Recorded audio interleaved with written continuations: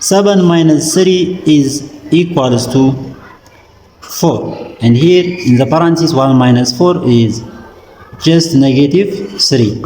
Then 4 times negative 3 is equals to negative 12. Okay, but this answer is not correct because according to the order of operation PEMDAS, first we have two parentheses, then exponent, then multiplication or division, and final addition or subtraction. Remember that multiplication and division has equal priority, work from left to right. The same is applies to addition and subtraction. Okay, therefore in this expression there is one subtraction, one multiplication here, and inside the parentheses there one subtraction.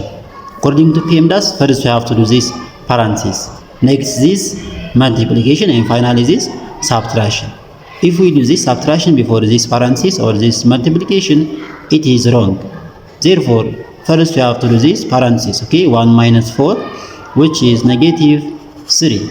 Okay, then negative 3, 7 minus 3 times negative 3. So here 3 times negative 3 means negative 9. Okay, then 7 minus negative 9. So here 7 minus negative 9 means negative times negative, which is positive. Therefore 7 plus 9. Okay, 7 plus 9 is equals to